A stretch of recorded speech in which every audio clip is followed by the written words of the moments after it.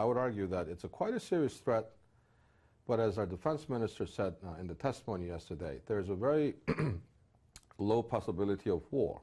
I mean, frontal all-out attack out of the blue. But there is a possibility of a localized incident.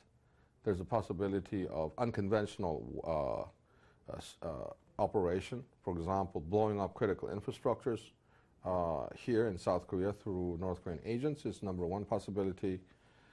Number two is covert political assassination, for example, could be another possibility. There are many, many other possibilities. So that I would argue, is where they would probably want us to be right now. Yeah. Unlike his late father's reign, which lasted over about 15 years, current Kim Jong-un, the 28-year-old leader's reign was not prepared, structured, planned, and institutionalized. It came from rather a rapid and sudden death. And so there is a very strong political and inborn weakness of the regime. And so with his leadership unproven, his pliability as a very young man, and yet with a very powerful sister, aunt, and uncle, Chang Sung-taek and Kim Byung-ki, in power, I would argue that he is in control, but very different manner than the one that his late father or even his late grandfather was able to institute. Yeah, I would argue.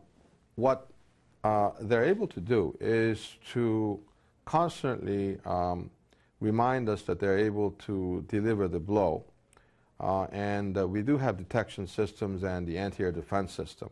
But as I said again, if their long-range artilleries, 5,000 of them, and then their increasingly accurate short to medium-range missiles are unleashed, it can hurt us, I would argue, conservatively speaking, 75 to 85% of our entire both human and non-human infrastructure, and that would mean the end of North Korea as a functioning entity.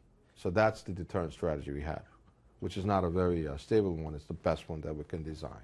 There is a very high probability of an accidental war possibly spinning off from high tension. So I think that's one area that we really need to understand. But highly unlikely for a bolt out of the blue frontal assault.